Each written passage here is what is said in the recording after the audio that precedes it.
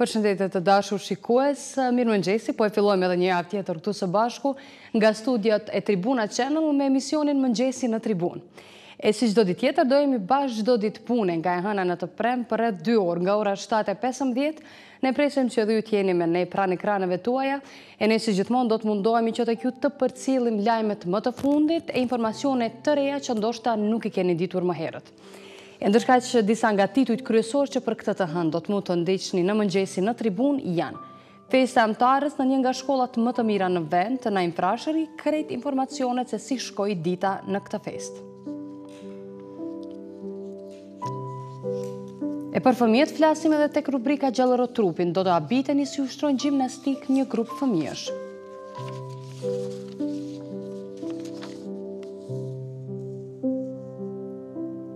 E sjellim sot më shumë detaje për jetën e Albin Kurtit, kandidat për kryeministër.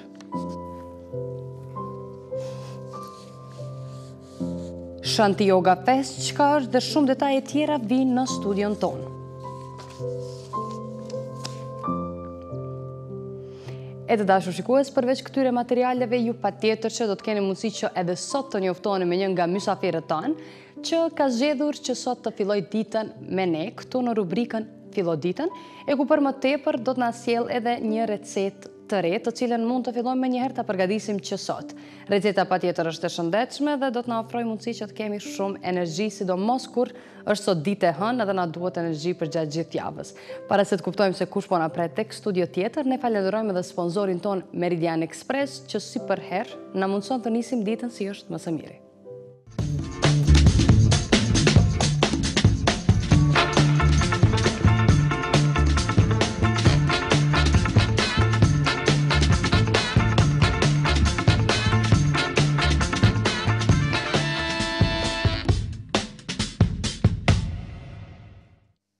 U rikthyem në studio të dashur shikues, e tani më jemi edhe me mysafirën tonë për sot. Është një vajzë e re, shumë simpatike, edhe vjen nga Fakulteti Inxhinierisë Kompjuterike, a studente e këtij fakulteti është Diana Vrajolli, me cilën do ta nisim edhe këtë të hënë. Diana, mirëmëngjesi dhe mirë se erdhe në studion tonë. Përshëndetje për ty Anita dhe për gjithë shikuesit që po na ndjekin këto momente. Sado që e zgjuar herë Diana, po duke shumë freskët, e uroj që këtë freski të mund ta përcjellësh edhe tek shikuesit tanë, e patjetër edhe përmes recetës që do ta përgatisësh sot për ne. Cila është ajo recetë që ke përzgjedhur dhe cilët janë përbërësit? Po ta rikujtoj që ne jemi të interesuar bashkë me shikuesit tanë të kemi receta të shëndetshme, por edhe që përgatiten shpejt për një mëngjes të hershëm. Pikërisht sot do ta bëj një recetë e cila është shumë e shpejtë, e lehtë dhe e shijshme. Është një smoothie me lule shtrydhe. Atëherë, Diana, ne po të lëm ty që të fillosh ta përgatish recetën edhe kur ta përfundosh lidhemi pra bashkë. Faleminderit shumë. E paraprakisht, para se të fillojmë recetën, po prezantohem. Pra, jam Diana, jam studente e inxhinierisë kompjuterike, ku një herët jam edhe kryetare e Fakultetit të Inxhinierisë Elektrike dhe Kompjuterike. Në kohën e lirë merrem me shumë aktivitete të ndryshme, ku kam qenë edhe valltare për 9 vite e koreografit të mirënjohur Dilaver Kryeziu. Po ashtu, merrem edhe me shumë aktivitete tjera edukative, si dhe politike. E tani, si studente, vendosa një recetë pak thjesht që gjithë studentat besoj se do ta pëlqejnë, edhe për ju shikues që po na ndiqni këto momente, besoj se do t'ju pëlqejë. Atëherë, kjo ka shumë pak përbërës, edhe është shumë e thjeshtë, pra bëhet për 5 minuta. Është një smoothie me lule shtrydhe, ku përbërësit kryesor janë lule shtrydhet. Fillimisht i prejmë lule shtrydhet, edhe mandej të coptojmë në pjesë të vogla.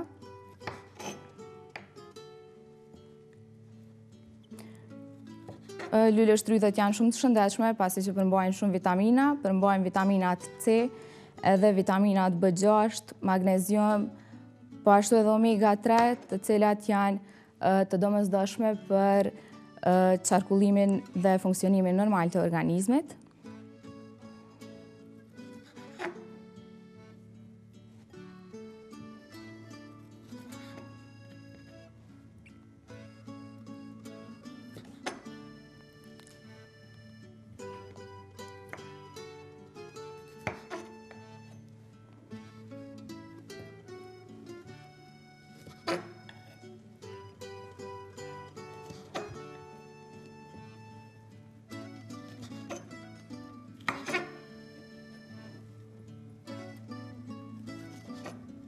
Mandej si përfundim, këtë smoothie mundeni me përdor edhe me musli, edhe është shumë e sheshëm për çdo mëngjes.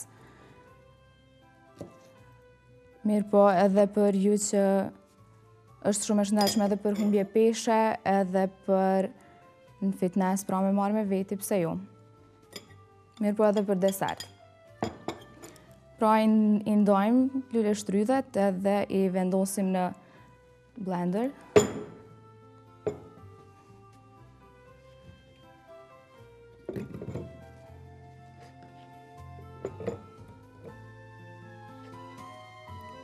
Edhe njërën po e lo përfundim për gotë me qenë pak ma, më dok pak ma bukur, me konë ma kreative, pse jo. Tash, pasi që ti përfundojmë lule shtrydhet, pasi ti vendosim në blender, vazhdojmë me marrim vetëm një banane. Edhe banania pashtu përmban vitamina C edhe B6, cilat janë shumë të shëndetshme edhe për lëkurën.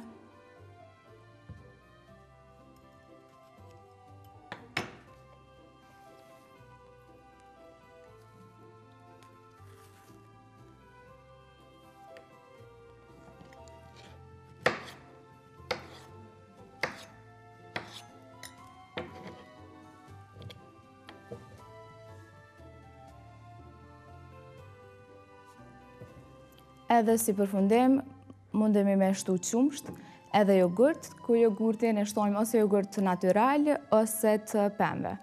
Ku ne marrë një jogurt natyral, që është domethënë për ëmbëlsira.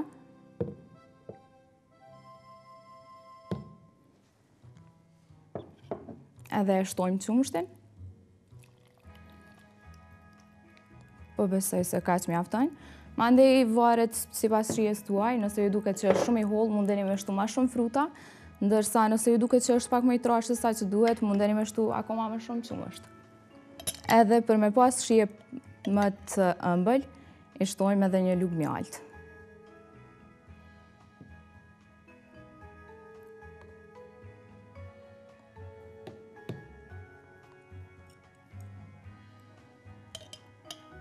Edhe si përfundim, ja shtojmë pak sheqer vanilë, sheqer pluhur.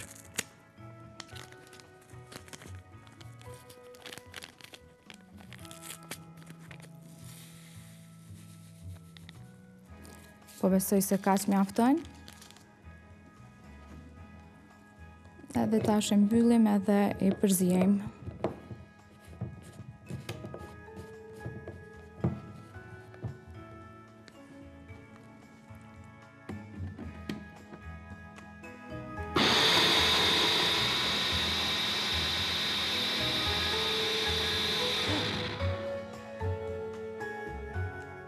Veç u fitu një ngjyrë shumë e bukur.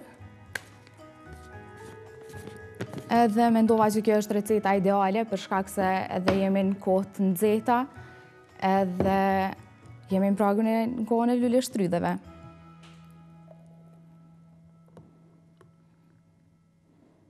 Vetëm e shtojmë. Edhe duket shumë e bukur. Shpresoj që edhe ju në shtëpi tuaj ata keni përgatitur këtë recetë dhe jam e di se do t'jeni të kënaqur. Diana, faleminderit shumë për këtë recetë edhe gjitha dhe informacionet që na i përcolle për gjatë kohës saj përgatite. Edhe dëshirojmë shumë suksese edhe me punën tënde në të ardhmen si inxhiniere, edhe shpresojmë të kemi edhe këtu në studio mysafire edhe me projekte të reja në atë fushë, pse jo. Faleminderit shumë, çdo të mirë. Të dashur shikues, ishte me ne Diana Vrajolli, studente e inxhinierisë kompjuterike, me cilën nisëm bashkë kështu këtë të hënë e me një recetë të re në listën tonë, cilën besoj me gjithë ta përbërës të tjerë mund të filloni ta përgatisni me një herë në shtëpitë tuaja. E tani ne patjetër që ju përcjellim edhe informacione mbi motin dhe temperaturat që po mbizotërojnë në vendin tonë, për sot dhe nesër, po e shohim që ato po ndryshojnë dita ditës, madje edhe po na befasojnë, e që të kuptoni sakt për këto, ne ju sjellim parashikimin e motit.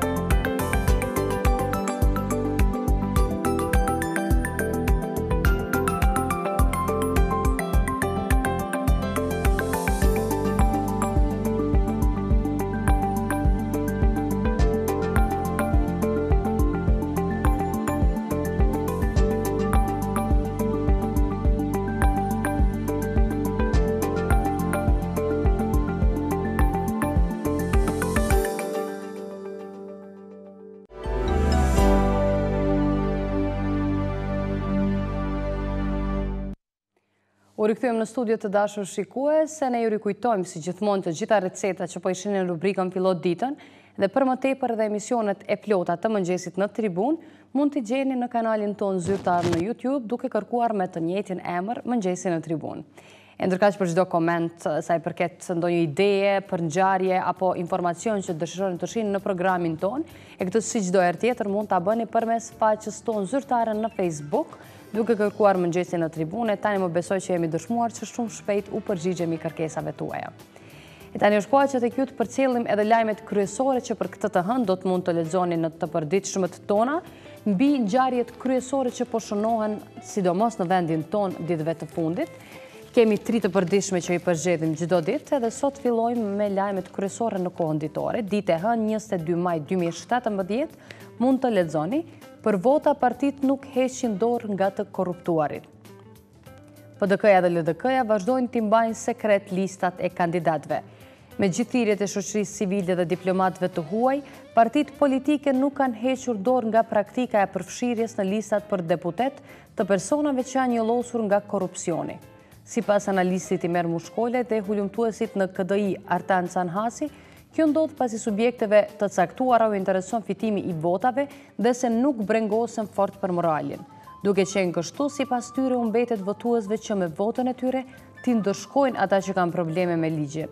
Ndërkohë, 2 koalicionet e mëdha PDK e LDK vazhdojnë t'i mbajnë sekret emrat e kandidatëve për deputet. Është ky lajm i cili vjen i plot në faqen e 3. Lajmi tjetër, Prishtinë 21 maj rruga B e kryeqytetit ka marrë pamje shumë ngjyrshe. Për 30 me radhë, artistë pjesëmarrës në festivalin Meeting of Styles kanë realizuar grafite me forma e madhësi të ndryshme. Mogherini dëshiron të rikthejë fokusin e Bashkimit Evropian në Ballkanin Perëndimor, thot lajmi i cili vjen i plot në faqen 2 në kohën ditore. E në po të njëjtën gazetë në faqen 3 mund të lexoni Kurti shpalosi 3 reforma që do t'i ndërmarrë pas fitores. Problemet e mërgjimtarëve për votim, kosto e zgjedhjeve të parakoshme, lajmi që vjen në faqen 4. Dhe në faqen 5 të plot mund të lexoni lajmin Veseli reprizon premtimin për pension minimal prej 200 eurosh. Sekseri në Burg, IPK-ja sot vendos rreth suspendimit të drejtorit Beqiri. Inspektoriati policor do të vendos të hënën rreth rastit të drejtorit të krimeve ekonomike në Policinë e Kosovës. Lajm ky që në kohën ditore vjen i plot në faqen e 5. Dhe në faqen 36 vendosen kampionatet, fitues janë Reali Juventusi. E ndërkaq tek e përditshmja zëri, për këtë të hënë mund të lexoni jo transparenca me lista. 2 partitë më të mëdha në vend, Partia Demokratike e Kosovës dhe Lidhja Demokratike e Kosovës, po tregojnë jo transparente pasi që nuk po e bëjnë publike listën e kandidatëve për deputet, ndonse ato tashmë janë dorëzuar në KQZ për certifikim. Ky lajm vjen i plot në faqen 4, e në faqen 2 mund të lexoni Mustafa nevum në binar administratën. Me vetë vendosjen pas zgjedhjeve është lajmi tjetër të cilin mund të lexoni të plot në faqen 2 në gazetën Zëri. Edhe në faqen 3 vjen lajmi tjetër sërish për zgjedhjet, aderimet fasad e partive politike. Kandidat të rinj, deputet të vjetër, thot lajmi i cili vjen i plot në faqen 6. E ndërkësh në gazetën Zëri, lajm kryesor nga ekonomia, mund të lexoni më në fund miratohet plani zhvillimor komunal i Vushtrisë. Dhe e përditshmja epoka e re, PDK Nisma, koalicioni më i natyrshëm, flet për epokën e re profesor Dr. Kudusi Lama, general në pension, lajm ky që vjen i plot në faqen 4 dhe 5. Në faqen 9, ATK-ja për 5 muaj grumbulloi 151.8 milion euro. Reportat shqiptarët e Sanxhakut të Novi Pazarit, shqipja të rregjakun e vet, thot lajmi që vjen i plot në faqen 6 dhe 7. Dhe në faqen 7 mund të lexoni në epokën e re, kurti më 12 qershor do të kemi fest të trefisht. Të dashur shikues, ishin këta vetëm disa nga titujt kryesor që për sot do të mund të lexoni në të përditshmët tona, ju mund të merrni lajmin edhe online, e këtë mund ta bëni duke kërkuar gazeta tribuna.com. E ndërkaq, tani është koha që të ndjekim filmat e kësaj jave e kthehemi pas pak në studio. What are the odds of finding human vegetation this far from Earth? Who planted it? Filmat që po shikohen në kinemat të njohura të botës vijnë edhe për adhuruesit e ekraneve të mëdha në Prishtinë. No birds, no animals, nothing. Ju pret një javë plot aksion, dram, aventur e animacion.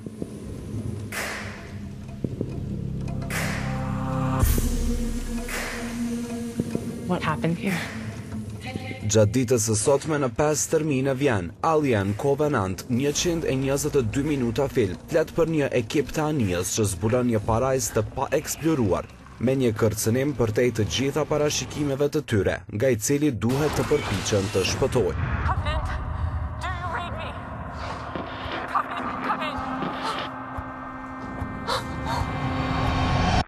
Aksion, horror e fantazi, me regji të Ridley Scott, i gjeni sot në Kineman Cineplex në Prishtinë.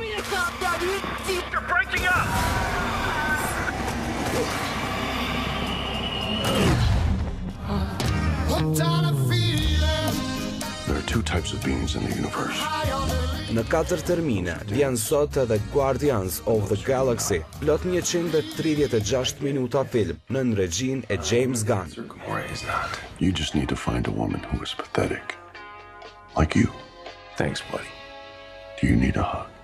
No, I do not. Oh, I thought I said no. You're welcome.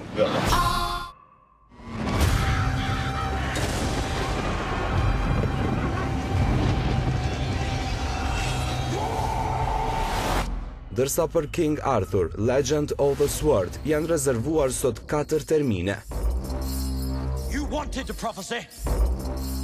This is your prophecy. Young man came from hunting, faint and weary. I know what kind of a man you are. What is there, my lord, my dearie? I know your story. It is the worst news that anyone will ever receive.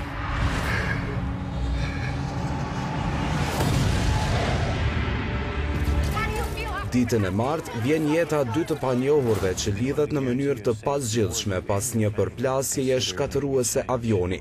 Krejt këtë histori e sjell filmi Aftermath, ku luajnë Arnold Schwarzenegger, Maggie Grace dhe Kevin Zegers. $85,000 for your daughter's death, $85,000 for your wife's. Look at this photo. I would like for someone to say that they're sorry for killing my family. I found him. I just want to look him in the eye.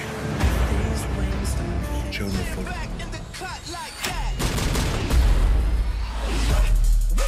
Here they come. I don't know if the old dame is in there. I don't give a Të damn. mërkurën, përveç këtyre filmave, shfaqet edhe ai që po thënë rekord shikueshmërie në botë, The Fate of the Furious. I don't know, maybe because you're in an orange Lamborghini. Shut up, Cash. Switch it up, like. Switch it up, speaker box blast, blast, blast. Speaker box blast, go rat-tat-tat-tat. In fact, we about to go up like.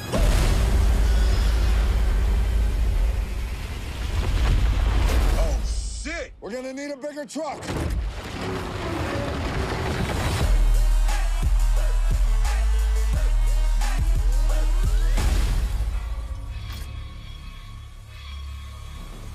Dom! You gonna turn your back on family? This is the guy you think is a good PR opportunity for us. Do some shots! He's reckless. With 2 gold medals. Dërsa të enjtën vjen komedia Baywatch. We got a dead body on our beach. That's not our job. My gut says there's some bad shit going on. Filmi sjell historinë e një xhiri bregdetar, ku roja i përkushtuar i bregdetit, Mitch Buchanan, bashkë me një punëtor të ri, zbuloi një komplot kriminal lokal, i cili kërcënon të ardhmen e xhirit. Why you grabbing me so tight?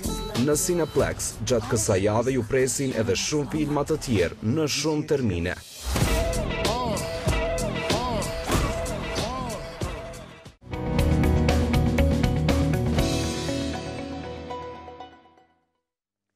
E të dashur shikues, pasi që u njoftuat edhe me filmat që do të shfaqen këtë javë në Cineplex, që tani edhe mund të bëni përzgjedhjen, është koha që të shkojmë me një blog publicitar për të rikthyer shumë shpejt në studio me histori të reja dhe mysafirët tanë.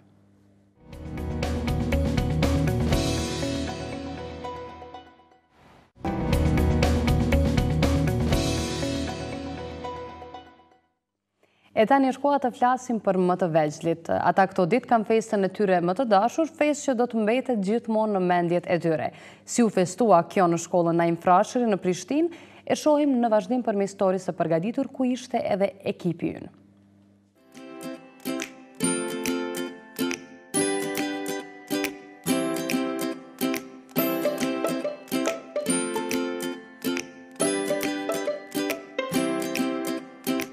Është festa e tyre më e lumtur, ku këtë feste përcjellin me këngë, valle, shkronjat e abetarës, ku janë gjërat e para që ata mësojnë.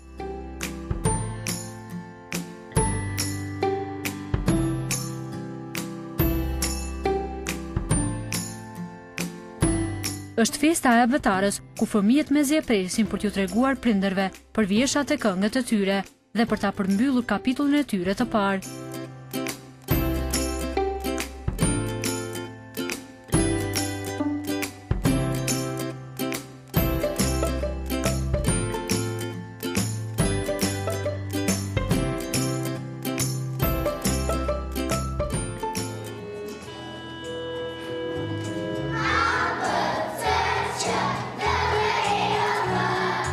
Në shkollën Naim Frashëri në Prishtinë, u mbajt festa e abetarës me gëzim e hare, ku edhe me veshjet e tyre u janë përshtatur bletave punëtore, ashtu siç ishin edhe ata gjatë një viti.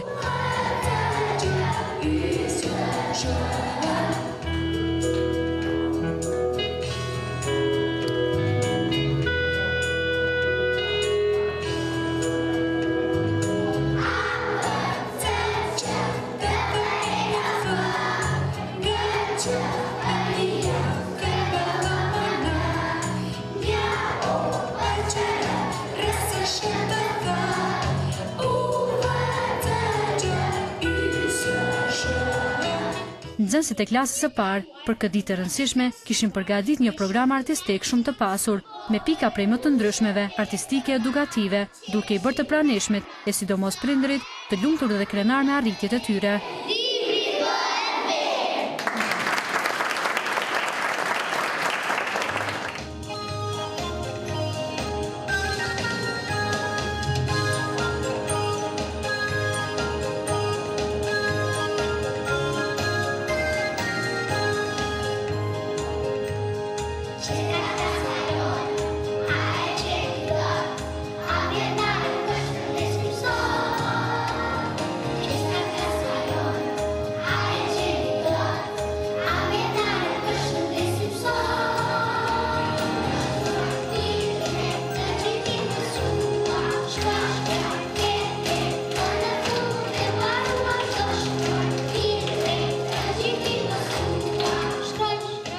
Mësuesja kësaj shkolle Flutura Ibrahimi tha se kjo është pjesa më emocionale dhe e këndshme gjatë kësaj periudhe të mësimit.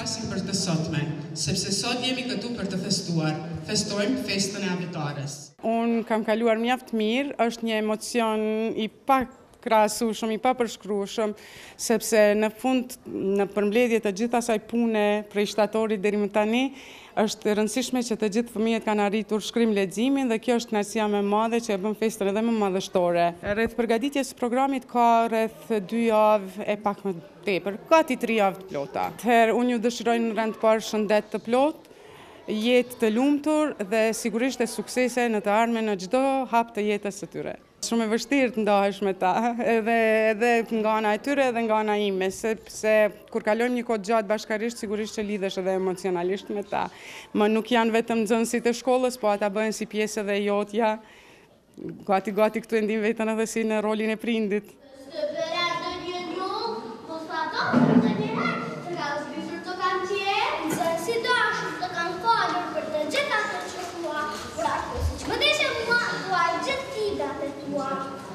Do t'i tregoj për bukurit e atë dhe oton, për luftetarët e lirisë, për djetarët tanë të mëdhenj, për dashurin ndaj prindërve dhe njerëzit të tjerë, se si duhet ta doni njëri tjetrin, dhe shumë gjëra të tjera që me siguri do të ju duhen në jetë dhe do të ju pëlqejnë. Ajo është vetëm shkolla.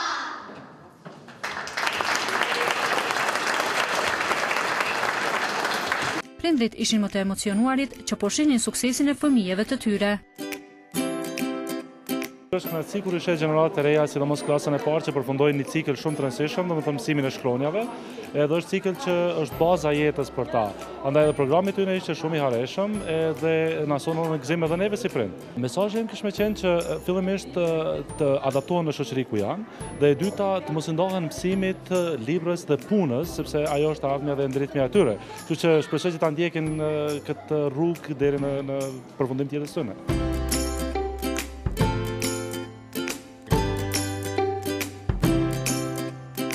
Kjo festë po shënohet në mbar vendin, e sigurisht që fëmijët janë më të lumturit që po e presin këtë ditë.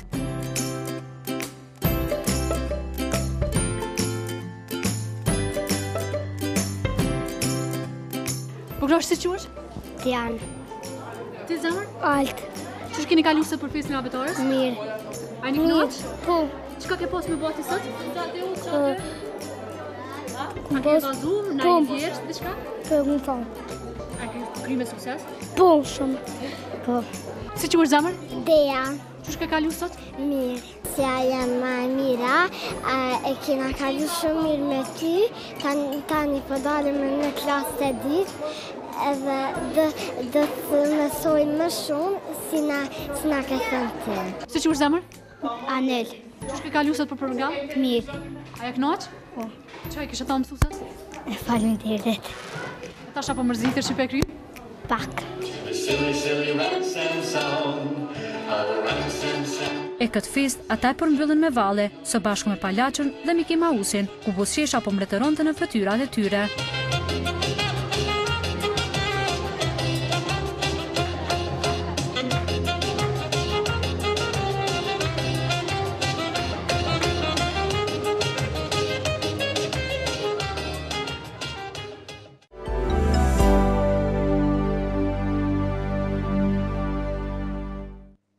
E pas kësa histori shumë pozitive, pozitivitet këtë cilën asolën fëmijët që ishin pjesë e storis, ne vazhdojmë bisedën me mysafirën ton të parë për sot, e do të flasim për një festival që pritet të mbahet në muaj në vijem, e është Shanti Yoga Fest. Të ftuar në studio kemi njërën nga organizatorët është Jona Gjaferi. Jona, mirë mëngjesi dhe mirë se edhe në studion tonë. Mëngjes, mirë se gjeta. Para se të fillojmë dhe të flasim për festivalin, në përgjithësi, do të na tregosh çka është yoga. Yoga mendohet si një union, një bashkim i trupit, mendjes dhe shpirtit. Përhapja e jogës është shumë në rritje kohëve të fundit. Ka fillu prej Indis për shumë kohë, po tash edhe në botën perëndimore ka një interesim shumë të shtuar, edhe te ne. Po pikërisht të flasim pak për Kosovën, ndoshta po e dim që në përbot besoj që praktikohet më tepër, po kur ka filluar ky trend të hyjë edhe tek ne në Kosovë dhe sa është përhapur aktualisht, sa po ka interesim njerëzve për të praktikuar? Personalisht në Kosovë jam taku me jogën me njerë mbas luftës. Do të ka pas kurs të intenziv të jogës, po mandej ka pas edhe shumë të tjerë, cilët kanë kry kurse, janë bo mësus të jogës jashtë edhe kanë ardhë këtu edhe kanë dhënë klasat jogës. Po momentalisht kemi shumë mësus të jogës këtu, do të është një rritje në vazhdimësi, e në të njëjtën kohë po shihet edhe interesimi madh edhe prej të tjerëve që të marrin pjesë, të praktikojnë edhe ta mësojnë. Po në Kosovë sa ka hapësirë, ndoshta sa ka mundësi për ta praktikuar jogën, edhe pse jo edhe në mënyrë profesionale? Unë besoj se nëse ka dëshirë, pasion, ka hapësirë të mjaftueshme, për shkak se edhe interesimi i pjesëmarrësve, po edhe interesimi për të bërë mësues të jogës unë po e shoh në rritje. Do thotë vazhdimisht po shohim studio të reja të jogës, njerëz që e kanë filluar më herët, kanë shku në Indi apo në ashrame të ndryshme ku janë trajnuar dhe janë bërë mësues, po edhe të tjertë. Do thotë, më duket që ka hapësirë të mjaftueshme. Po si praktikohet konkretisht yoga, ndoshta diçka më në detaj mbi procesin për ata që më herët nuk kanë pas rastin ta shohin apo ndëgjojnë për të. Çfarë kushtesh duhet plotësuar apo si duhet? Vetëm dëshira. Do të nuk ka të bëjë me moshën, nuk ka të bëjë me gjendjen fizike, për shkak një të mirë, unë si e shoh, jogën është se duhet ta dëgjosh trupin. Do të mundesh me i praktiku ushtrimet fizike deri aty ku mundesh. Me praktikim të vazhdueshëm, atëherë edhe perfeksionohet, do të thotë. E ushtrimet fizike pastaj ndihmojnë edhe për të bërë më mirë edhe ushtrimet e frymarrjes edhe meditimi. Apo si ndikon yoga në shëndet, e përmende frymarrjen? Po. Unë i shoh këto si 3 pjesë kryesore të jogës, do të thotë janë ushtrimet fizike, të cilën me tregu të vërtetën kam përshtypje që sidomos në botën perëndimore po miren si kryesoret për humbje të peshës, për një trup më të bukur që ato si rezultat e kanë edhe humbjen e peshës edhe një trup më të mirë. Mirë po nuk është ky qëllimi i jogës. Do të thotë janë ushtrimet fizike të cilat ndihmojnë për një unifikim të tonë të trupit, të mendjes edhe të shpirtit. Pjesa tjetër janë ushtrimet e frymarrjes edhe meditimit. Gjitha këto ndihmojnë për një qetësim më të mirë, për një mirëqenie më të mirë të personit. Do të thotë, ushtrimet fizike përveç që ndihmojnë, do të thotë, për këtë unifikim të tonë, ndihmojnë edhe në fizikun e jashtëm, po ndihmojnë edhe në organet e mbrendshme. Frymarrja në anën tjetër, oksigjeni e dim sa është i rëndësishëm.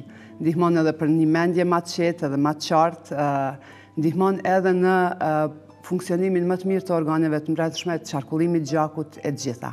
Meditimi në anën tjetër i ka benefitet e veta që ndihmon, do të thotë, në përgjithësi në një mirëqenie më të mirë. Apo të kthehemi pak te festivali, cilin edhe përmendëm në fillim, Shanti Yoga Fest. Nga kush organizohet ky festival? Jemi një grup njerëzish të cilët e kem pasion jogën edhe të cilët kem vendosur me organizu. Kjo është hera e dytë që organizohet Shanti Yoga Fest, përndryshe Shanti do të thotë paqe. Vjet është organizuar në shtator, si vjet kemi vendosur që në qershor të organizojmë këtë festival. Do të thotë, me sa kuptova, është edicioni i dytë që organizohet.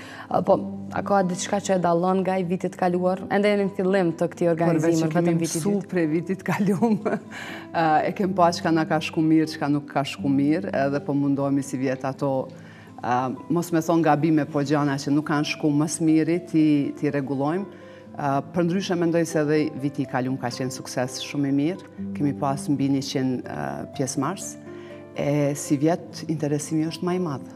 Që në fillim po shihet interesim më i madh. Po pikërisht kur mendohet të filloj edicioni si vjetëm, sa do të zgjas, ku do të mbahen, ndoshta informacionin që edhe ju interesojnë gjithë atyre që kanë plan të jenë pjesë. Shanti Yoga Fest do të mbahet prej 8 deri më 11 qershor. Fillon me datën 8 në mbrëmje me një ceremoni të hapjes një trend i ri, cili nuk e kam provu në fakt, po do ta provoj për herë të parë, është ceremonia e kakaos pa përpunuar. Të shohim çka është, edhe është në hanën e plot që ka ndoshta një efekt tjetër, ndërsa të premten mëngjes prej orës 6 fillojnë aktivitetet. Do të ketë mbi 30 klasa të jogës, të meditimit, të vallëzimit, të diskutimeve për jogën, paqen, jogën dhe femrat, sepse është u bë ashtu që e shtunja është më shumë e fokusuar tek yoga dhe femrat apo gratë, shtatzanat, nënat sapo kanë lind, ushqimi për to, do të ketë diskutime të ndryshme, do të ketë edhe vallëzime në mbrëmje, do të ketë terapi me muzikë, edhe do të ketë salsa, do të në webfaqen e festivalit mund të merrni shumë informata. Po pikërisht përmende yoga dhe femrat, po apo ka më tepër interesim nga meshkujt apo femrat për që janë pjesë e organizimeve të tilla? Përgjithësi ka interesim nga femnat, po nuk I kisha përjashtu edhe mashkujt. Ka mjaft meshkujt cilët janë të interesuar për yoga, e cila në fakt nuk I përjashton asnjërin nga gjinit. Po kush janë të ftuarit kryesor, ndoshta disa nga emrat që do të jenë edhe pjesëmarrës në këtë festival në cilësinë e mësuesve? Përmendë ka shumë klasë, diku 30 klasë të jogas, patjetër që një ekip i madh duhet të qëndrojë mbrapa gjithë kësaj. Kemi mësues nga Kosova dhe nga shtetet tjera. Do të kemi mësues të jogës që janë këtu, është Suada, është Anea, Ana, Rina që janë këtu. Kemi mësues tjerë që janë të huaj, ndërkombëtar, po që mbajnë klasa këtu si Jenny, Todi, Leslie, po do të kemi edhe mësues nga Gjermania, nga Austria, nga Hungaria do të vinë, do të thotë për gjithë ata janë profilet e tyre në webfaqe edhe në faqen e Facebookut. Faqja e Facebookut është Shanti Yoga Fest Kosova, ndërsa webfaqja është Shanti Kosova. Po sa i përket seansave, punëtorive, ligjëratave, i përmendësh shkurtimisht disa nga temat kryesore që do të trajtohen. Po si mendohet të organizohen këto në formë të debateve? Kur flasim për punëtori, kemi pak a shumë një vizion se si mund të jetë dhe cilat ndoshta disa tema tjera më të përgjithshme, cilat do të zënë vend gjatë këtyre diskutimeve. Fillimisht kryesorja është që do të ketë klasat jogës. Këto klasat jogës do të jenë për fillestar, do të ketë klasa për fillestar të cilët asnjëherë nuk janë taku me jogën, do të ketë një hyrje në joga dhe ushtrimet kryesore, pastaj do të jetë klasa tjetër njëjtë për fillestar që është pozitat e sakta se si duhet të bëhen në ushtrime, do të ketë joga për ata që praktikojnë herë mbas here, do të ketë joga për ata që janë praktikues të vazhdueshëm, do të ketë stile të ndryshme të jogës, do të thotë kjo është fokusi kryesor. Pastaj do të ketë edhe debate, punëtori, për shembull yoga dhe paqja apo yoga dhe femra, do të thotë të ndryshme. Do të ketë edhe filma që kanë të bëjnë me jogën edhe jetën në përgjithësi. Një gjatë tjetër që besoj se vlen të theksohet është se do të kemi edhe kujdestare për fëmijë, do të thotë ata që kanë fëmijë edhe dëshirojnë t'i marrin me vete, do të ketë kujdestar për ta, mirë po në faqe aty mund të miren informata sepse duhet të regjistrohen më herët që ta dim sa persona do t'i kem. Do të ketë edhe në mbrëmje edhe vallëzim, do të thotë pak relaksim, do të fillohet dita të 3 ditët, premte, shtunde, diele, do të fillohet dita me një ecje të heshtur, e cila njëjti ka benefitet e veta, do të ketë chanting apo recitim, si quhet. Do të thotë, ka mundësi që në të njëjtën kohë të mbahen 2-3 aktivitete sepse ka hapësirë. Festivali do të mbahet në Kukaj, në vendin ku mbahet Etnofesti, në Etnofshatin. Për shkak se është hera e dytë që e mbajnë të njëjtin vend, e dim edhe hapësirën se si e ka hapësirë të mjaftueshme dhe shumë të këndshme për të ikë prej kësaj jete shumë të gjallë dhe stresuese në një fundjavë të qetë, të rikuperohemi faktikisht. Informatë shumë e rëndësishme, po besoj sidomos për prindërit që e kanë dilemën e fëmijëve, është edhe kjo që sigurohet vend, hapësirë dhe kujdestar edhe për fëmijët. Po është përmendur që të ketë edhe aktivitete për ta, ndoshta gjatë kohës që të mos mërziten. Do të ketë aktivitete të mjaftueshme dhe interesante për ta. Po, sa i përket personave nuk kemi limit se kush lejohet të marrë pjesë, as limit moshe, as një kufizim tjetër. As një kufizim, nuk ka limit moshe, nuk ka limit gjinie, nuk ka limit praktikimi, do të thotë të gjithë janë të mirë se ardhur. Ka mundësi që ndrohet aty, do të thotë ka disa dhoma që janë akomodim shumë bazik, po në anën tjetër po kthehemi pak natyrës.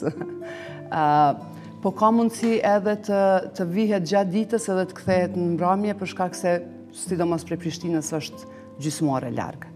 Në të njëjtën kohë kemi organizuar edhe me një kompani të transportit nga Gjilani, Egnatia, të cilët para newbornit në orën 8, këto 3 ditë, do të nisen për Kukaj dhe do të kthehen në orën 8 në mbrëmje, kështu që kushdo që nuk ka transport, nuk dëshiron të qëndroj, apo nuk ka vend ndoshta të qëndroj se vendet janë të limituara, mund të udhtoj me autobus të Egnatias. Apo deri në orën sa në mbrëmje planifikohet të zgjasin aktivitetet? Aktivitetet zgjasin ndoshta deri ka ora 10 në mbrëmje, po në pamundësi për të qëndru është edhe kjo një zgjidhje. Apo një gjë që ka funksionuar edhe vjet është carpooling që quhet në anglisht, apo transporti i përbashkët me vetura. Do të kushdo që ka vend, është vendi në faqe ku munden me u marrë vesh që mos shkoj vetura e zbrast deri në Kukaj. Po për pjesën organizative veç se përmbledhëm, sa i përket çmimeve të biletave, cilat janë ato çmime që janë përcaktuar për pjesëmarrje dhe çka përfshihet në kuadër tyre? Çmimi i biletës për festival është, bileta e hershme është 10 euro, që edhe një kohë do të skadoj, në të cilën përfshihen të gjitha këto klasa. Çkado që ka brenda këtyre 3 ditëve, apo 3 ditë e gjysmë, përfshihen në atë biletë. Pastaj bileta do t'jetë 12 euro dhe nëse blehet në vend aty do t'jetë 15. Po në të njëjtën kohë do të kemi edhe klasa individuale, të gjitha ata mësimdhënës të jogës apo të aktiviteteve tjera, kanë shprehë dëshirën që të mbajnë edhe seansa individuale. Ato paguhen ekstra në vend varësisht prej mësuesit. Në anën tjetër, nëse ka interesim për akomodim aty, fjetja do të kushtoj 10 euro për një natë, apo 15 euro për 3 net. Po, sa i përket pjesës organizative, përmendëm ka shumë aktivitete që organizohen kuadër të këtij festivali 3 ditor, e që për mendimin tim edhe çmimi është mjaft i arsyeshëm për një pjesëmarrje të tillë. Po, nëse flasim për ekipën mbrapa gjithë kësaj, kam parë të përmendet edhe numri vullnetarëve, sapo keni vështirë të gjeni vullnetarë dhe sapo janë të gatshëm të bashkëpunojnë për të realizuar suksesshëm një festival të tillë? Ekipi organizativ përbohet diku prej 6 vetave apo pak a shumë. Jemi në kërkim të vullnetarëve, i kemi gjetë disa, po nuk po presim ndonjë pengesë të madhe, sepse po besoj që ka 3 cilët kanë dëshirë të vinë. Në anën tjetër është një ofertë shumë e mirë, sepse për të qenë vullnetar duhet të jenë vullnetar për një ditë, ditën e dytë të jenë nga dishmëri, ndërsa do të pjesën tjetër kanë mundësi që të marrin pjesë në aktivitete, fjetjen e kanë siguruar në shator edhe ushqimin. Kështu që po besoj që është ofertë mjaft e mirë për të rinjtë cilët kanë kohë edhe kanë interesim. Kanë dëshirë ndoshta edhe të përjetojnë diçka më ndryshe, siç është ky organizim. Po, sa i përket jogës në përgjithësi, e përmendet që janë disa individ që e organizonin një festival të tillë, që do të nënkuptohet që nuk ekziston ndoshta një shoqat ose një organizat tamam për yoga në kuadër tuajën. A ka plane për diçka të tillë në të ardhmen, duke pas parasysh edhe trendin rritje për interesim për yoga? Patjetër jemi në proces të themelimit të një organizate jo qeveritare, po për si vjetë ende nuk kemi arrit, po besoj që për vitin e ardhshëm, për edicionin e radhës, do ta kemi edhe organizatën. Një gjë kisha dashur me përmend që harova parës, për ata që janë të interesuar për bileta edhe për rezervim akomodimi apo të seansave, sepse disa seansa ka numër të caktuar, të limituar të pjesëmarrësve, mund ta bëjmë përmes webfaqes, do të thotë mund bëhet pagesa edhe online, po mund t'i marrin biletat edhe në Baba Ganush, tek Suada Yoga, te Total Yoga edhe në Gjilan tek organizata ANP. Po, edhe ndoshta për përmbyllje dhe të bisedës tonë në përgjithësi, diçka që më intereson është fakti se a duhet yoga të praktikohet gjatë gjithë kohës, në momentin që fillon me yoga, dhe a ka ndoshta pasoja, të themi ashtu, nëse veç ndërpritet praktikimi i jogës? Pasoja nuk ka asnjë pasojë. Ideja është që e vlen që yoga të praktikohet për çdo ditë, mirë po praktika tregon që kjo nga shumica e njerëzve nuk bëhet. Bëhet vetëm nga ata që janë me të vërtet të apasionuar pas jogës. Përndryshe mund të praktikohet sa herët të dush, benefitet vrehen, mund të praktikohet për çdo ditë, mund të ndërprehet edhe të mos ketë asnjë pasojë. Jona, diçka për fund, nëse nuk kemi arritur në minutat e fundit bisedës. Një falenderim, edhe vetëm do të kisha sugjeru që të vizitohet webfaqja, që të shihet çka ka, e pastaj nëse kanë interesim të na bashkangjiten. Faleminderit shumë që ishe pjesë e programit të Mëngjesit dhe që ndave me një informata për një organizim më ndryshe se që jemi mësuar të shohim në vendin tonë. Faleminderit. Faleminderit shumë për ftesën. Të dashur shikues, ishim këtu me mysafirën tonë të parë, Jona Gjaferi, njëra nga organizatorët e festivalit Shanti Yoga Fest. Edicioni 2 të këtij festivali pritet të mbahet në fillim të muajit qershor, më konkretisht nga data 8 deri me datën 11. Për gjithë ju që jeni të interesuar të jeni pjesë e këtij organizimi, informata të detajuara mund të gjeni në faqen e tyre zyrtare në Facebook dhe njëkohësisht edhe në faqen e tyre. E ndërkaq tani është koha që tek ju sërish të sjellim parashikimin e motit në mënyrë që të kuptoni për temperaturat që do të mbizotorojnë për sot dhe nesër. E ju mos e ndroni kanalin, vazhdoni dhe qëndroni me Mëngjesi në Tribunë.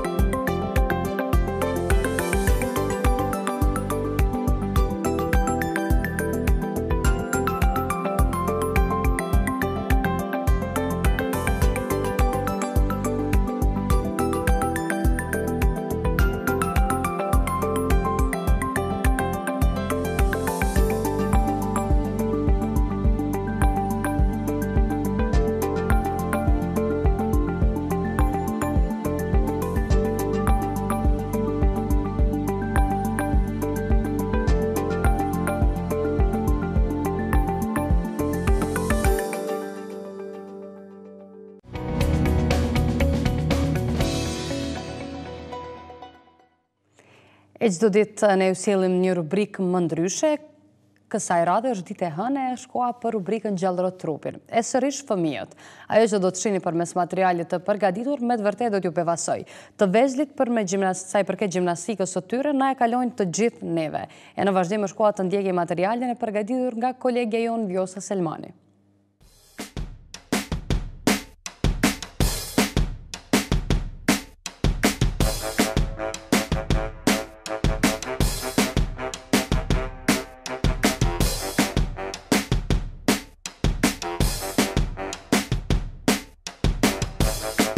Unë jam Shkumbin Maqastena, kryetrajneri i klubit gjimnastikës Elita. Momentalisht jemi në stërvitjen e Mëngjesit, ku kryesisht fëmijët stërviten të moshave të vogla.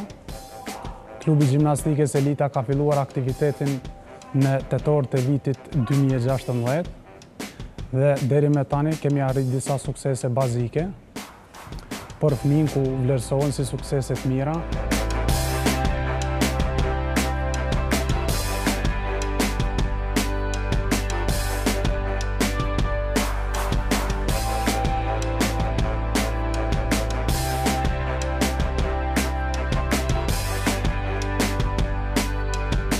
Momentalisht jemi në pjesën hyrëse të stërvitjes, ku fëmijët janë të përgatit për pjesën e dytë të gjimnastikës kryesore.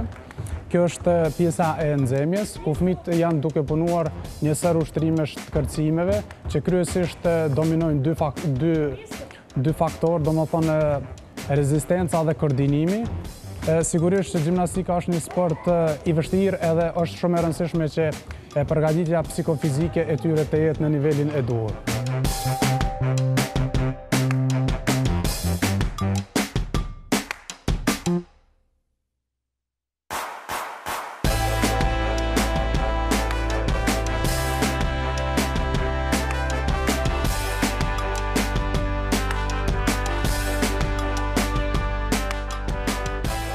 Unë jam Abiliana Bregu, jam trajnera e klubit gjimnastikës Elita. Për 7 muajsh, ky klub ka filluar me procesin stërvitor edhe është një sport i ri në Kosovë. Si çdo gjë e re, ka goxha interesim edhe më pëlqen kjo gjë sepse fëmijët e duan shumë sportin e gjimnastikës. Sigurisht pa na shkaluar prindrit, të cilët bëjnë një sakrificë goxha të madh dhe të sjellin fëmijët, t'i presin, t'i marrin. Sidomos për grupin e paradites që mbas stërvitjes, fëmijët shkojnë direkt në shkollë. Gjimnastika është një sport shumë i bukur, ka të veçantat e tij si çdo sport tjetër. Fëmijët këtu çdo gjë e kanë nisur nga aja, e kanë filluar me lojë, pastaj kanë kaluar në ushtrimet gjimnastikës të mirëfillta.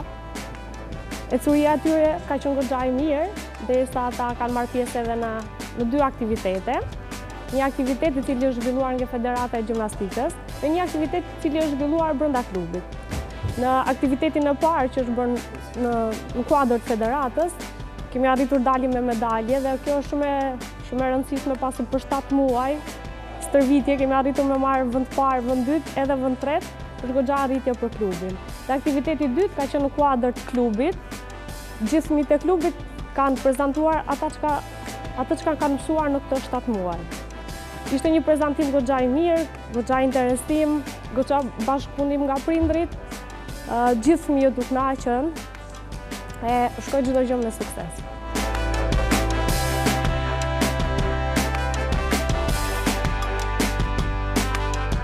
Gjimnastika është art, është një sport olimpik, i cili t'jep ty mjaftueshëm hapësirë për të zhvilluar disiplina të ndryshme të gjimnastikës.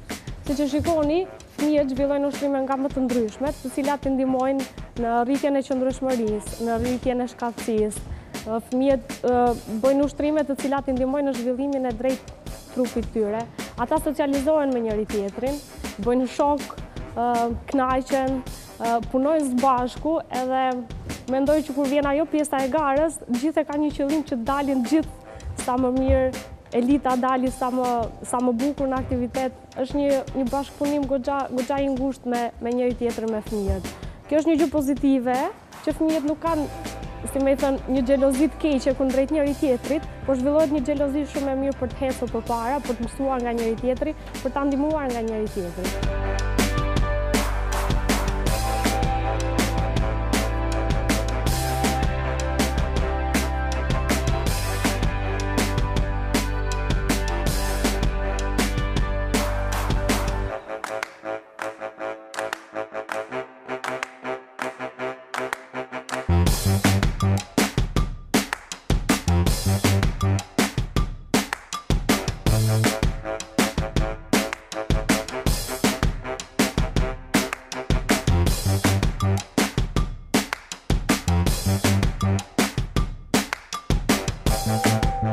Gjimnastika në vetvete i ka 4 disiplina për femra dhe 6 disiplina për meshkujn. Për femrat kemi traun e ekuilibrit, parterin, kërcimet dhe paralelen e shkallëzuar. Ndërsa për djem kemi paralelen, hekurin gjimnastikor, unazat, kapërcimet, kalin me doreza edhe unazat. Këtu do kalem të disiplina e traut e ekuilibrit, do ekzekutojmë me gjimnastik disa ushtrime. Do jenë me ndihmë, me asistim, pasi edhe ato tashti kanë filluar ty në këtë procesin e ushtrimeve të vështira.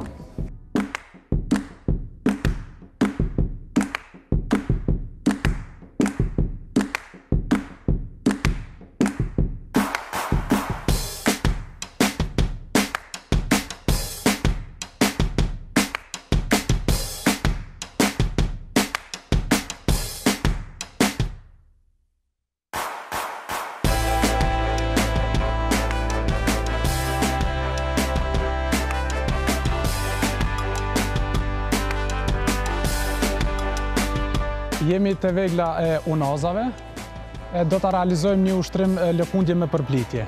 Hajde, 3, 4. Hop, kape vegla mirë. Hajde, vazhdo lëkundje, shtri gjujt mirë, shumë mirë. Edhe pak. Mësit e gjujt, shumë mirë. Qetësove dhe zbret.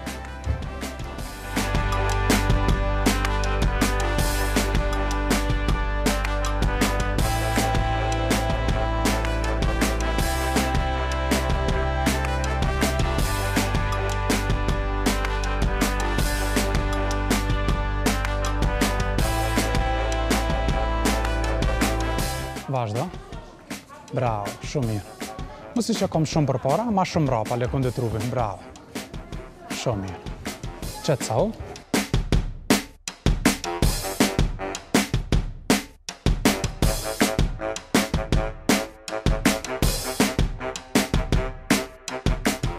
Ushtrimi është varje e përmbysur, quhet.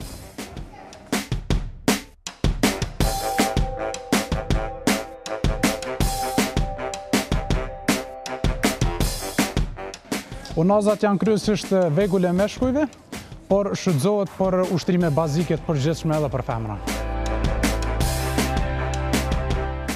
Bora është 5 vjeçare.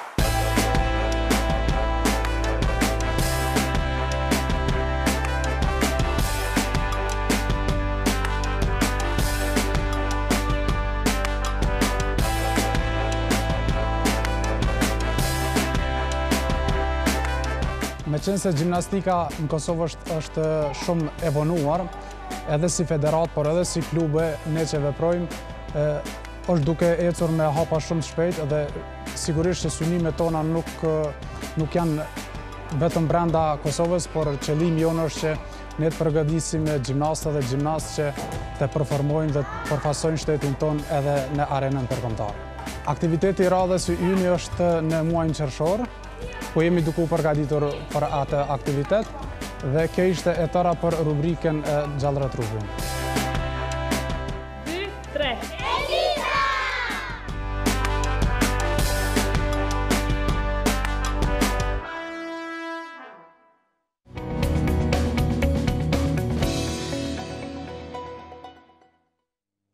E pas rubrikës gjallëro trupin të dashur shikues, është koha që të shkojmë sërish me një blok tjetër reklamash për të rikthyer në studio me storjen e radhës, e ku sërish sjellim profilin e njërit nga kandidatët për kryeministër. E që të kuptoni se për kë bëhet fjalë, ju ftojmë të qëndroni edhe më tutje me kanalin ton dhe me programin Mëngjesi në Tribunë.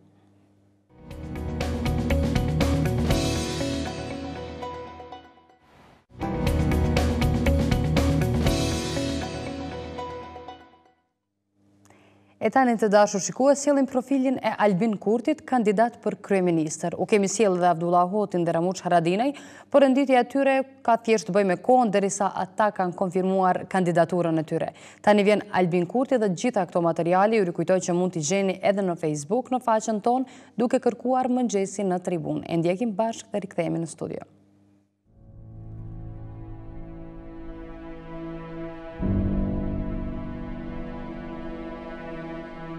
Për publiku njihet prej vitit 1997, kur po drejtonte Unionin e Pavarur të Studentëve të Universitetit të Prishtinës në një rezistencë kundër regjimit të atëhershëm të Miloševićit.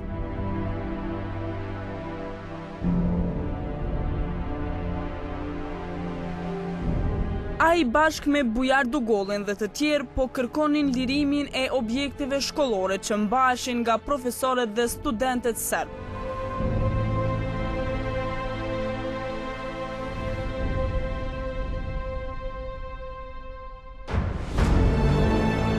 Një djalë i ri filloi punën edhe në zyrën e përfaqësuesit politik të UÇK-s, Adem Demaçit.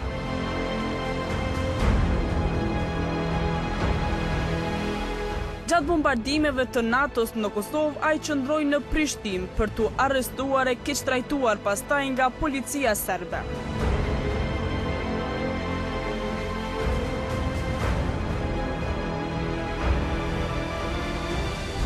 Nga burgu i Prishtinës në atë të Lipjanit për t'u transferuar në atë të Pozharevcit.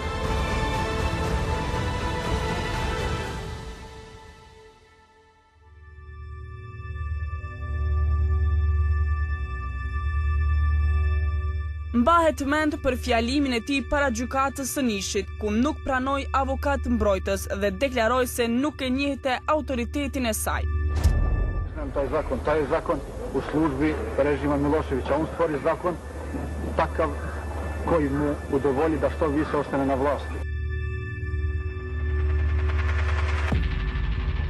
Aty Albin Kurti u dënua me 15 vjet burg, por me 7 dhjetor të 2001-s pas ardhjes së Koshtunicës në pushtet u lirua.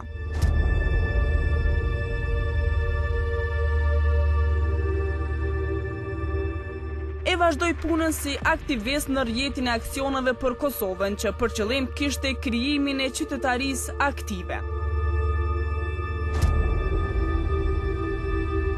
E këtë lëvizje e shkriju në atë vetëvendosje në ditën e 12 qershorit të 2005 në ndërtesën e Unmikut, ai bashkë me aktivistë të tjerë shkruan parullën Jo negociata, vetëvendosje.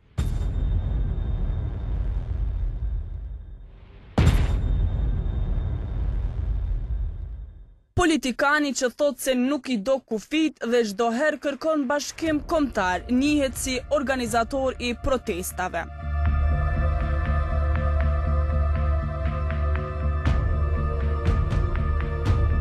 Një të tillë e bëri edhe me 10 shkurt të 2007-s kundër planit të Ahtisarit dhe u arrestua me 5 muaj burg dhe 5 të tjerë burg shtëpijak, me që akuzoi për udhëheqjen e masës, thirrje për rezistencë dhe pengim të personave zyrtar gjatë kryerjes së detyrës.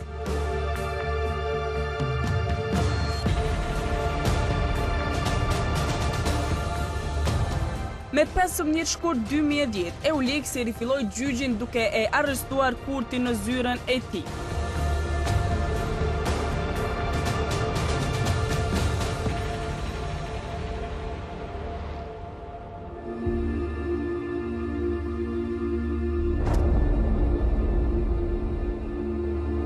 Ai u lirua dhe i hyri politikës. Bashkë me partinë e tij fituan 16 ulse në kuvendin e Kosovës.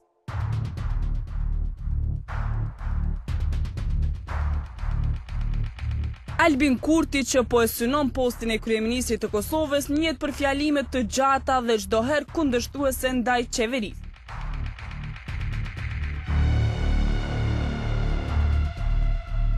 Në deklarimet e tij çdo herë shtën se partia e tij është unike dhe se partitë tjera janë të zhytura në korrupsion dhe keqbërje të shtetit.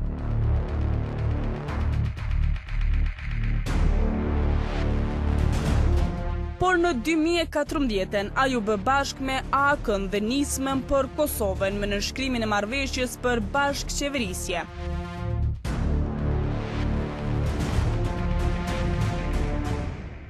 U quajten bloku Vlan, bashkëpunim ky që nuk zgjati me që Isa Mustafa bëri koalicion me PDK-n, me të cilën edhe formuan qeveri.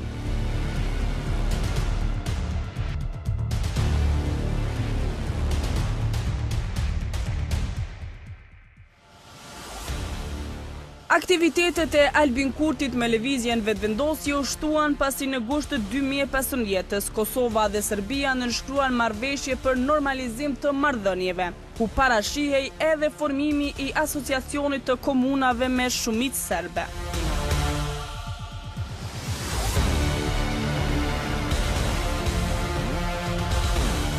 Vetëvendosje e cilësoj si marrëveshje që çon drejt ndanjes së Kosovës, andaj filluan të bllokonin punimet në kuvendin e Kosovës.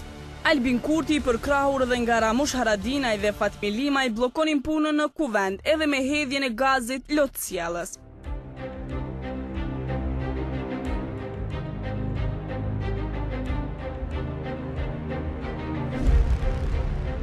Hedhja e gazit në kuvend ishte edhe një prej arsyeve që policia e Kosovës e arrestoi Kurtin në tetor të 2015-s. Ai e ka çdo herë vëmendjen e partisë dhe simpatizantëve të tij. Me njëherë para stacionit të policisë u mblodhen aktivistët e televizjes vetëvendosje, të cilët përmes protestës kërkuan lirimin e tij.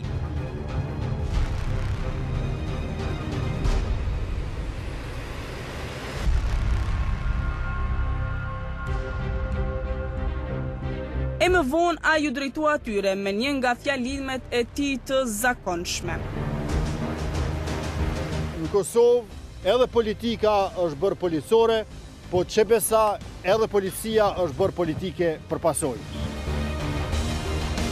Synimi për rrëzimin e qeverisë PDK-LDK i bëri bashkë përsëri Albin Kurtin me AK-n dhe nismën për Kosovën. Ata u bën bashkë në mbajtjen e protestave dhe organizimeve të shumta në kuvend dhe jashtë tij. E Albin Kurti ishte çdo herë në qendër të vëmendjes. Ai mbahet mend sidomos për ditën e 28 nëntorit në protestën e opozitës ku u shfaq para masës për një fjalim, në të njëjtën kohë kur policia po e kërkonte.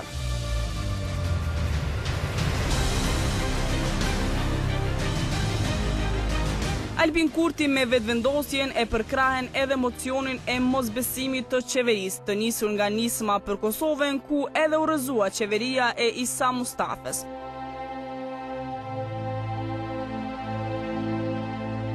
Por pas shpërbërjes së kuvendit, bashkëpunëtorët e tij Ramush Haradinaj dhe Fatmi Limaj formuan koalicionin parazgjedhor me partinë e Kadri Veselit.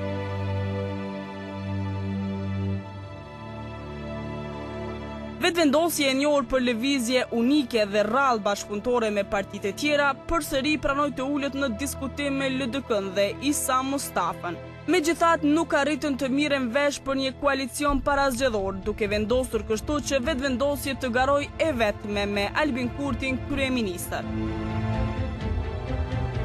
Kandidati për kryeministër jeton në një banesë në Prishtinë dhe ka një vajzë me bashkëshorten e tij, e cila vjen prej një shteti shumë të fuqishëm. Albin Kurti me përjardhje nga Mali i Zi është i martuar me një norvegjeze, e cila nuk shihet në Prishtinë apo në ndonjërin prej protestave e organizimeve që Albin Kurti drejton, me që jeton në Norvegji me vajzën. Për dallim nga organizimet e protestat ku Kurti është çdo herë në qendër të vëmendjes, ai nuk shir shpesh rrugëve të Prishtinës, derisa bën jetën private. I diplomuar për shkenca kompjuterike dhe telekomunikacion në Universitetin e Prishtinës, në formularin e deklarimit të pasurisë, Kurti ka të ardhura vjetore 18.824 euro nga paga si deputet i Kosovës. Në formularin e deklarimit të pasurisë, Kurti ka thënë se nga muaji prilli 2015 nga paga e tij janë transferuar 4.92 euro për stafin e tij. Nëse ai merr postin e kryeministrit, e presin marrëveshjet e rëndësishme të vendit, si formimi i gjykatës speciale, asociacioni i komunave me shumicë serbe, demarkacioni me Malin e Zi dhe bisedimet në Bruksel.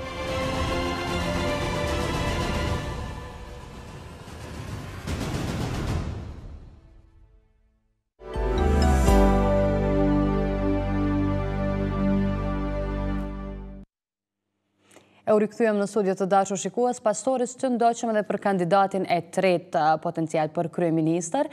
E ndërkaq një mundohemi që çdo ditë ju sjellim profile të ndryshme, interesante, që edhe ju të mund të kuptoni më tepër rreth jetës edhe veprës së tyre deri më tani. Tani është koha që të kalojmë tek një temë tjetër, temë kjo për cilën do të diskutojmë me mysafirin ton në studio. Në studio kemi të ftuar zotin Naser Bajraktari, kryetari i shoqatës së prodhuesve të qumshtit të Kosovës. Do të flasim për punën dhe veprimtarinë e kësaj shoqate dhe në përgjithësi edhe për gjendjen e këtij sektori në vendin tonë. Mirëmëngjesi zoti Bajraktari dhe mirë se erdhët në studion tonë. Mëngjesi, faleminderit. Të fillojmë bisedën dhe të flasim në përgjithësi për punën tuaj. E keni një punë të madhe me shumë përgjithësi për me një sektor mjaft të rëndësishëm? Po, faleminderit. Ne si shoqatë të prodhuesve të qumshtit kemi filluar dhe jemi regjistruar diku në vitin 2005 me një numër shumë të vogël farmerëve, dhe shoqata e prodhuesve të qumshtit është e formuar prej prodhuesve të qumshtit, prej vetë farmerëve, e cila prej asaj kohe ka qenë shumë një numër i vogël, po gradualisht duke punuar, duke zhvilluar, duke po interesin e farmerit që duhet me konë në përgrupe të cilat si grupë më e madhe mbrojmë interesat e i mbron interesat e vetë fermerit, kemi filluar kështu që gradualisht gjithmonë për çdo vit në rritje si nga numri i anëtarëve, ashtu nga numri i sasisë prodhimtarisë së qumshtit, dhe kemi ardhur deri te koha kur ne kemi bashkëpunuar dhe kemi intervenuar dhe kemi deri te Ministria e Bujqësisë, kur ka filluar Ministria e Bujqësisë të subvencionoj këta fermerë me grante, me subvencionime, kështu që gradualisht kemi arritur dhe tash kemi një numër dikon përmi 2500 anëtarë të shoqatës dhe kemi një prodhimtari mbi 100.000 litra qumsht të frest që prodhohet në Kosovë. Kemi 36 qumshtore përpunuese të qumshtit që marrin dhe përpunojnë qumshtin dhe plasionin për tregjet tona të Kosovës. Kemi 53 pika grumbulluese të qumshtit të cilat e grumbullojnë qumshtin në territorin e Republikës Kosovës dhe kështu kemi arritur deri te kjo sasi e qumshtit që akoma ka vend për të prodhuar më shumë dhe për cilësi. Por disa pengesa të cilat ka qenë deri më tash gradualisht për importit madh, i cili importohet shumë, dhe hapësina më të vogla për produktet tona, ne kemi menduar dhe kemi pasur projekte se nuk mos të punojmë vetëm për sasi, por të kujdesemi edhe për cilësinë e qumshtit, sepse cilësia e qumshtit mund ta zëvendëson edhe importin më shumë. Kështu që ne kemi një projekt i cili thirret Morë Mostra dhe Transparenca e qumshtit, e cila përbëhet dhe këtu kemi pasur një sukses si grup ku bashkohet Ministria e Bujqësisë, Agensioni i Veterinarës, përpunues dhe prodhues. Kështu që me këtë projekt është një projekt shumë i suksesshëm, i cili ka arritur cilësia e qumshtit dhe të kontrollohet dhe kemi arritur të regjistrohet fermeri. Çdo fermer është i regjistruar me numër të nifit identifikues, me numër të pronës dhe atyre fermerëve i morën mostrat e qumshtit të cilat dorëzohen në laboratorin e Agjencionit Veterinarës dhe me SMS ju kthehen rezultatet e qumshtit për klasifikimin e qumshtit të cilat Ministria e Bujqësisë e subvencionon në bazë të litrës. Ekstra klasa 6 cent, klasa A 4 cent dhe klasa 2 me 2 cent. Kështu që kemi arritur një bashkëpunim shumë të mirë dhe shumë të suksesshëm. Për shembull, vetëm në këtë vitin 2017, vetëm në periudhën e parë, dikun janë përfitues mbi 735 fermerë, të cilët subvencionohen për cilësitë e qumshtit, ku janë të punësuar 12 punëtorë, ato që të gjithë Kosovën në territorin e Kosovës marrin mostra dhe dorëzojnë, dhe është një sukses edhe një cilësi e qumshtit e cila është shumë kvalitativ me standarde evropiane. Ne në vitin e kaluar kemi pasur projektin dhe kemi promovuar projektin e qumshtit frest pastorizuar, që ka qenë një kampanë shumë e mirë ku kemi pasur mbështet financiar ka qenë USAID, Ministria e Bujqësisë, Ministria e Tregtisë, Agensioni i Veterinarës dhe prodhuesit, dhe kështu e ka gjetë shumë një treg të mirë dhe është shumë fishuar shitja e qumshtit të frest në krahasim me vitin e parë. Dhe po shpresojmë që ende duhet të zëvendësojmë se ne këtu kemi menduar se me qumshit të frest mund të zëvendësojmë importin, sepse me qumshit të frest importin nuk mund të importohet për shkak të afatit të qëndrueshmërisë së qumshtit, ku qumshti i pastorizuar, të cilat i ka të gjitha materiet ushqyese më të mirë se qumshti i pastorizuar ose ata që importohet, dhe kështu kemi menduar që gradualisht ta zëvendësojmë me këtë produkt, i cili është produkt vendor, produkt i qumshtit i kontrolluar, i licencuar, të gjitha që është i sigurt. Ne jemi munduar dhe munduam gjithmonë se ne si shoqatë prodhuesve të qumshtit jemi për të mbrojtur interesat e prodhuesve të qumshtit. Ne kemi pasur edhe disa projekte të cilat kemi punuar për cilësitë e qumshtit dhe për të ndihmuar fermerët. Ne kemi pasur edhe projekte të ndryshme, projektin për ambasadës kanadeze, të cilat i kemi përkrah 3 pika grumbulluese të qumshtit, ku ato kanë qenë menaxherat e pika grumbulluese kanë qenë femra. Dhe aty në 3 pika grumbulluese kemi ndihmuar me makina mjelëse për fermerët e tyre të cilët dorëzojnë ato për t'u ndihmuar edhe për cilësinë dhe pastërtinë e qumshtit të cilët vijnë deri te pika grumbulluese dhe me aparate për analizat e qumshtit për t'u ndihmuar asaj pike grumbulluese. Këto ka qenë në Voshtri, në Gjakov dhe Lipjan, ku në total kanë përfituar 36 fermerë me pika grumbulluese. Kemi pasur projekte edhe tjera për sa i përket cilësisë së qumshtit për Ministrisë së Bujqësisë, që kemi bërë trajnime dhe i trajnojmë për çdo ditë fermerë që të jemi sa më sigurt dhe sa më të kemi qumshtin sa më cilësor. Kemi projekte se shoqata prodhuesve të qumshtit është e shtrirë në tërë territorin e Republikës së Kosovës. Kemi projektin këtë vit, kemi pasur projektin me Jomin, e mbështetur nga ambasada britanike, ku kemi vepruar në pjesën veriore, ku kemi mbështetur me 15 karerlëp atje të gjitha komunitetet të cilët bënojnë atje, duke filluar prej komunitetit sërb, bashkiak dhe shqiptar.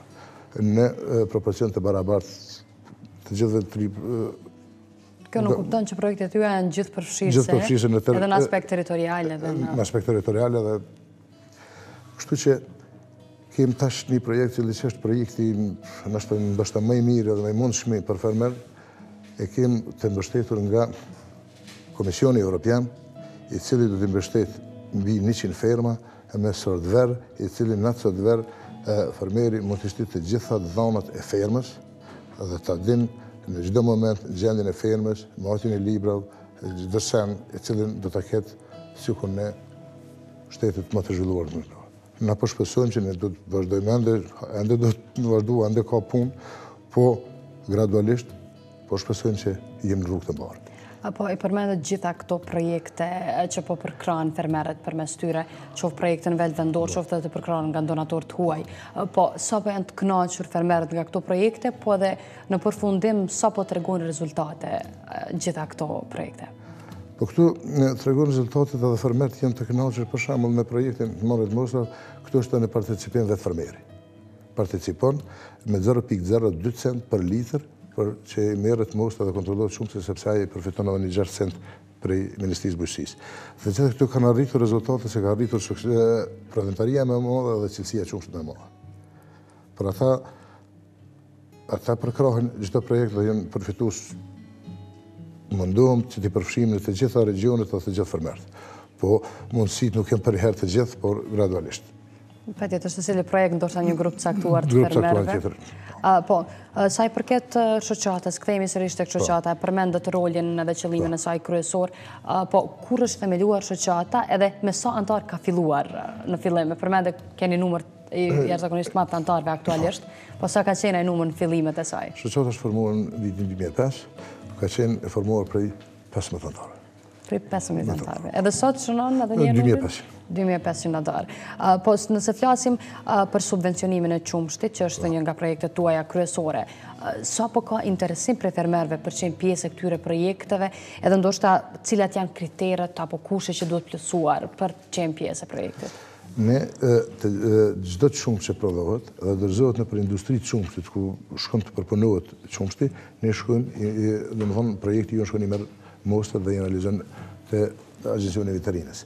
Dhe gjithmonë çdo vit u shku në rritje. Më thash edhe më parë, domethënë vetëm në temenishin e këtij viti janë mbi 735 aplikacione për subvencionimin e qumshtit. Domethënë çdo vit shkojnë duke trajnuar, se është interesi. Këto është interesi i gjithë mbashëm, është interesi fermerit që janë familjen e vet. Është interesi i përpunuesit se me qumsht freskët përpunon produktin më lehtë, është interesi i konsumatorit. Dhe këtu po shpresojmë se këta gjithmonë çdo 3 muaj shkon në rritje. Se është interesi të gjithëve.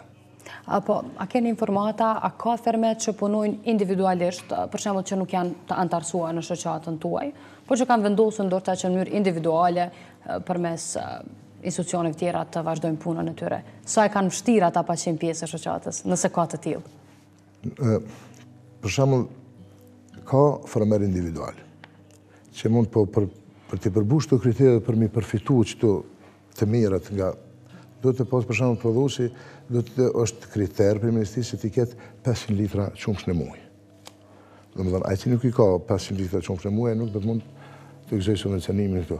Po ai ka shumë më vështirë sepse nuk s'ka mbrojtje. S'ka mbrojtje për kërkujt, domethënë punon në një punë individuale, ndoshta shet në tregëzi qumshin i cili nuk po duhen me anashkalu ata, nuk po duhen me po du ata me thonë që duhet me ardhë edhe me hinë në mënyrë institucionale dhe ku është përkrahja, sepse aty ka shumë beneficione, janë beneficionet ku Ministri e Bujqësisë i subvencionon edhe për kultura lagërtare. Dhe hinë në sistemin i cili i e fermerë dhe hinë në sistemin është shumë më mirë për të gjithë ata, është interesi tyre. Apo në përgjithësi, si është gjendja e sektorit qumshtit në Kosovë dhe sa po gjenë vend në tregun vendor qumshti prodhuar në Kosovë? Ne ju e dini se Shumë kemi pasur probleme se për këtë plasmonit të qumshtit dhe kemi pasur deri të protestat e deri të shumë gjëra të pakënaqur, por në këtë vit jemi të kënaqur sepse se për këtë plasmonit të qumshtit deri në këto momente, deri në ditën e sotit, domethënë të gjithë qumshti grumbullohet dhe shkon në industri të qumshtit. Por se për këtë importeve, janë importe të mëdha. Ne kemi kërkuar për institucioneve shumë herë se produktet vendore duhet ta kenë një hapësirë në përmarkete të caktuar me përqindje e jo ndoshta të mbulohet në përmarkete me produktet e importit të mbulohen në këtë markete të dhe të keni vend shumë të vogël produkte vendore. Këtu kemi bërë kërkesa disa herë, por ende nuk ka ndodhur.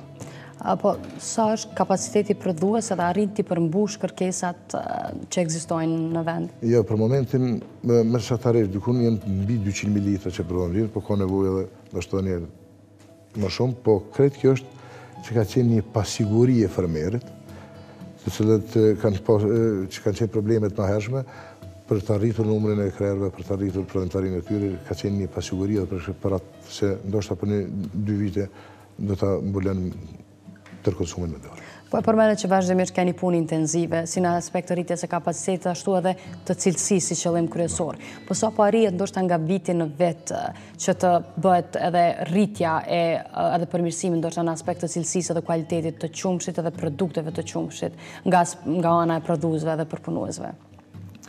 Ne kur kemi filluar me analizimin e qumshtit kanë qenë shumë shifra të vogla të cilat kanë qenë me standarde. Tash jemi mbi 60% me standard evropian me ekstra klas. Dhe është një rezultat shumë i mirë dhe i vlerësuar. Tash edhe me projektin që bëhet për Komisionet Evropian me sodërë të cilët do të ishte të gjitha dhonat me cilësi me këtu kanë prioritet fermat më të mëdha. Fermat që janë ferma më komerciale, që kanë fermat më moderne, po shpresojmë që vitin e ardhshëm të tjerë mi përfshi. Mbështetëm për Komisionet Evropian, 100 ferma kanë në këtë vit, plus 5 si projekt dhe pilot projekt. Po sa po arrit me këtë trend të punës, me këtë ritëm të punës që po e shohim, sa mendon se ekzistojnë mundësitë që një të ardhme të afërt të përmirësohen edhe të rriten mundësitë edhe për eksport, pse jo? Po kjo është të gjitha këto varen prej tregut. Prodhuesit e qumshtit kanë kapacitete prodhuese dhe mund të prodhojnë nëse ata kanë një siguri në plasmonin e qumshtit, sepse qumshti që prodhojnë fermeri nuk ka afat duhet çdo ditë të shkojë deri te përpunuesi. Nëse ne arrijmë me kërkesat tona që institucionet tona në marketet ta dojnë, po supozojmë 50% e pjesën e marketeve të jenë produkte vendore, dhe mos jenë ato të cilat importohen, atëherë për 2-3 vjet do të arrijmë të plotësojmë kërkesat e vendit tonë. Po pikërisht afati i shkurtër i skadimit të qumshtit vendor, a është kjo arsye për të pasur një qumë sa më të freskët që u jepet konsumatorit final? Qumshti freskët që se prodhohet për prodhuesve tonë, ata çdo kun është me afat shkurt. Dhe për ata ne kemi posë edhe projektin për qumsht freskët pasterizuar, që është me afat shkurtër, ata për ta zëvendësuar importin, që mos mund me importua me qumsht freskët, të shtim në treg një qumsht tonë i freskët me të gjitha proteinat që ka dhe të jetë importi pak më i vogël. Po nëse flasim përgjithësi për prodhuesit edhe përpunuesit e qumshit, cilat janë, nëse mund t'i quajmë, sfida ose problemet kryesore me cilat ata aktualisht përballen, edhe sa merren parasysh kërkesat e tyre drejtuar institucioneve përgjithëse? Ne kemi se kemi bashkëpunim të mirë me qumshtorët e Kosovës, sepse na bashkëpunojmë me ta dhe na nuk është zinxhiri i lidhur në mes neve, ata na silon dhe por atë si përpunues. Na duhet sa më cilësor, me dorë produkte aty në sa më cilësor. Po ne jem shoqata të ndara, ne mbrojmë interesat tonë, por kur na lidhen interesat e përgjithshëm të cilët në këtë rast shitja, domethënë varet jem të përbashkët në kërkesat ku na lidhen të gjithë aktorëve përbashkët. Kemi hasur në disa me kuptimin, këtë vit është, thash edhe më parë, këtë vit është përse për këtë plasmonin nuk kemi pas problem, shpresoj edhe vazhdojmë që mos të kemi problem ende, edhe të prodhojmë edhe më shumë. Ne kemi pas kërkesat përbashkëta, kemi që në Ministri Tregtisë, Ministri Bujqësisë, Agjencion Veterinës, mundohëm që çdo herë ku i shohim ato që na të veprojmë të gjithë, sepse këtu është një lidhëshmëri e punësimit shumë e madhe. Prej fermerit, cili ban familjen e tij, deri te përpunuesi, ai punëtor të shpërndasë të konsumatori është një zinxhir i madh i cili është një interes i përgjithshëm dhe punojnë, marrin paguë të gjithë. Synimi jonë është që të gjithë të punojnë dhe të mbajnë mejtë. Po, sa janë vetë konsumatorët e interesuar për konsumimin e produkteve vendore në këtë rast qumshtit, edhe në anën tjetër sa po bëhet edhe nga vetë institucionet për promovimin e produkteve tilla, po edhe në të njëjtën kohë rritjen e vedisimit të qytetarëve, të konsumatorit të fundit nëse mund të qumshtit. Në mendim personal dhe në emër të shoqatës së produktit, unë i falenderoj konsumatorët se në vitet e fundit janë duke konsumuar në mos më të madhe. Edhe shpresoj që ata të konsumojnë ende më shumë dhe shpresoj që ndërtuesat e tyre të jenë produkte vendore të gjitha, jo në këtë aspekt vetëm sa i përket qumshtit që ne e punojmë, por të gjitha të kenë ndërtuesa produkte vendore, se kështu ne mund të shkojmë përpara. Ne kemi kundra asnjërit si persone, si kompani, si importojnë sene, po të duan veten pak më shumë, po gjithmonë edhe na të punojmë sa më me cilësi më të lartë. Unë po shpresoj se çdo vit, çdo ditë, konsumatorët janë duke i konsumuar produktet tona, ata neve na punësojnë, na ndihmojnë edhe shkojmë rrugës në barë për të rritur deri te të plotësojmë të gjitha kushtet edhe konsumin vendor. Faleminderit shumë zotin Acer që ishit mysafiri programit të mëngjesit dhe që ndatme një informacione dhe për punën tuaj dhe për gjendjen e sektori mjaft të rëndësishëm për ekonominë e vendit. Faleminderit. Të dashur shikues, ishte me ne zotin Acer Bajraktari, kryetari i shoqatës së prodhuesve të qumshtit. E tani është koha që ne t'ju sillim sërish informata mbi motin. Sillim parashikimin e modit në mënyrë që ju të njoftoheni me temperaturat që do të karakterizojnë ditën e sotme dhe të nesërme.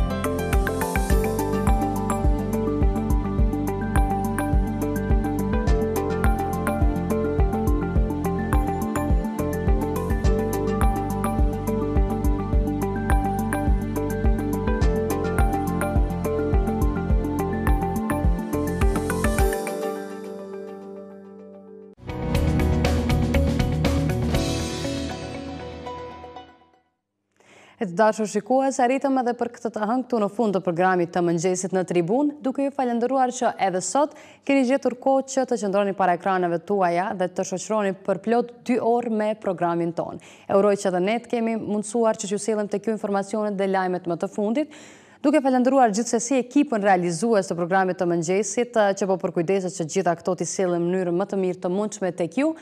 Falenderojmë sponsorin ton Meridian Express, për veshën time Minimax, për flokët e mia Beauty Center Shqipe në Dardani, e juve ju lëm në shoqëri të lajmeve më të fundit të përgatitura nga kolegët tanë tek Desko Informativ, e këtu nga studio tjetër na i sjell kolegja jon Marigon Muça, duke uruar një pasdite të këndshme, miru pafshim deri nesër në orën 7:15.